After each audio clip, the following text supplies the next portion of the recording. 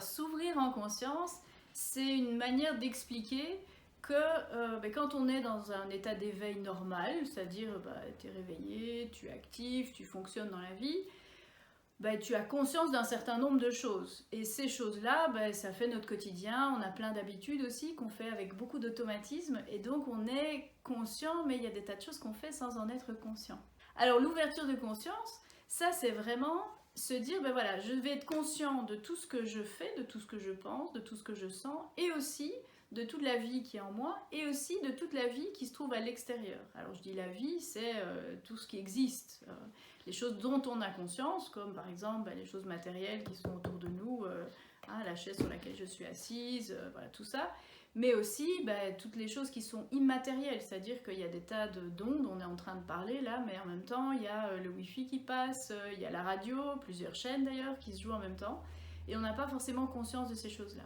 S'ouvrir en conscience, c'est devenir conscient de plus de choses que les choses qu'on a l'habitude d'avoir en conscience.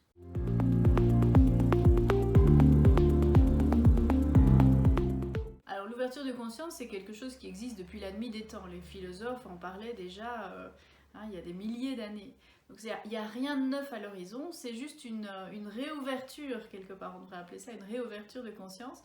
Pourquoi ? Parce que les siècles passés ont été très fort centrés sur le mental, la raison, la science, et je fais un geste un peu comme ça, c'est que c'est réducteur, c'est-à-dire que c'est formidable parce qu'on a découvert des choses magnifiques et c'est fascinant tout ce que la science a pu trouver, mais en même temps tout ne s'explique pas scientifiquement, et ce n'est pas parce que ce n'est pas expliqué scientifiquement que ça n'existe pas.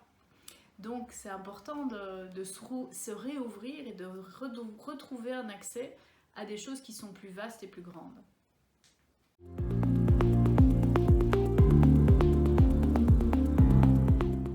En fait, ce n'est pas difficile.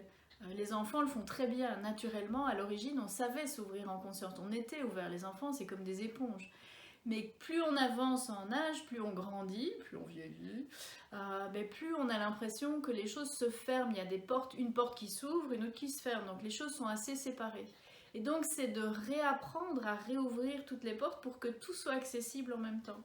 Alors ce n'est pas difficile, mais ça demande un entraînement.